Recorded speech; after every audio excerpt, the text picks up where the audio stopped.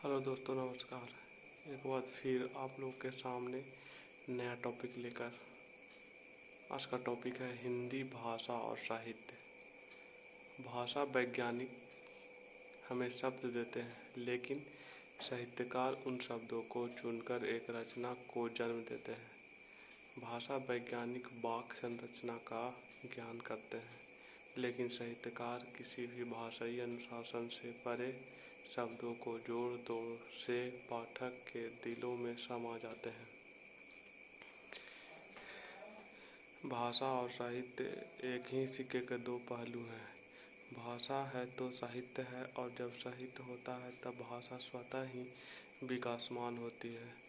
वर्तमान में हिंदी भाषा दुनिया भर में अपनी पहचान बना चुकी है। इस विकास का एकमात्र आधार है समन्वय।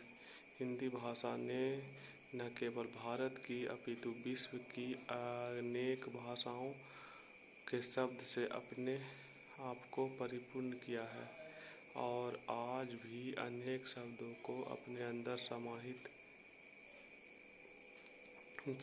है।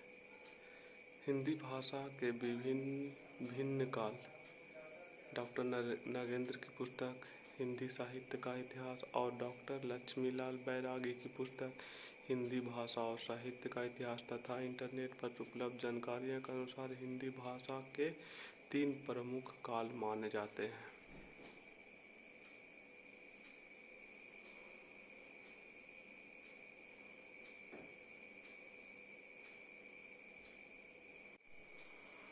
तीन काल कौन कौन है?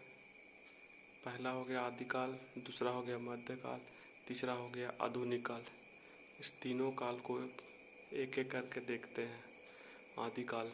डॉक्टर नागेंद्र के अनुसार संस्कृत भाषा का काल ईसा पूर्व 1500 से 500 ईसा पूर्व का है। पाली भाषा का काल 500 से पहली ईसा तक, और हिंदी का काल 1000 ईसा से आगे का काल है। अतः हिंदी का आदिकाल 1000 से 1500 ईस्वी माना जाता है। मध्यकाल कब से कब का माना जाता है? तो देखिए, इसका मध्यकाल जो माना जाता है 1500 से 18 ईस्वी तक। आगे देखिए आधुनिक काल। 1800 से वर्तमान तक का काल आधुनिक काल माना गया है। डॉक्टर नगेंद्र के अनुसार स्वतंत्रता के समय अन्य देश भी स्वतंत्र हुए हैं। लोकतंत्र तथा सामान्यवादी सरकारें समान रूप से निराशाजनक सिद्ध हुई।